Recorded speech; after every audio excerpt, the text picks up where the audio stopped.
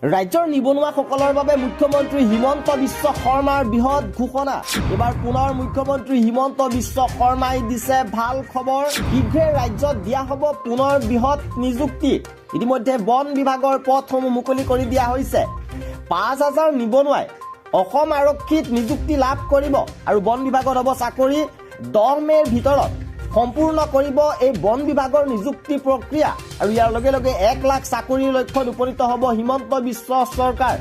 লগতে উল্লেখযোগ্য যে ইতিমধ্যে 40,০০০ নিযুক্তি দিয়া হৈছে আৰু ইয়াৰ পিছত 60,০০০ নিযুক্তি সম্পূৰ্ণ কৰিব 10 মে'ত আৰু 1 লাখ চাকৰি সম্পূৰ্ণ কৰিব ৰাজ্য চৰকাৰে।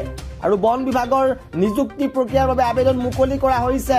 প্ৰায় ৩,০০০ পদৰ বাবে আবেদন প্ৰক্ৰিয়া চলি আছে। তদুপৰি অসম আৰক্ষীৰ জৰিয়তে আৰু বহু সংখ্যক পদৰ আবেদন প্ৰক্ৰিয়া চলি।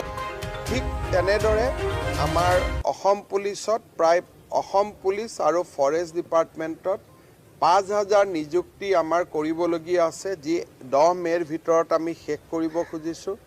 10 মে'ত আমি চেষ্টা কৰিছোঁ যাতে আমাৰ 1 লাখ নিযুক্তিৰ কামটো সমাপ্ত হ'ব পাৰে। তাৰ বাবে অসম পুলিচৰ প্ৰয়োজনীয় নিযুক্তিৰ বাকী থকা কামখিনিও আজি আমি ৰিভিউ কৰোঁ। 2022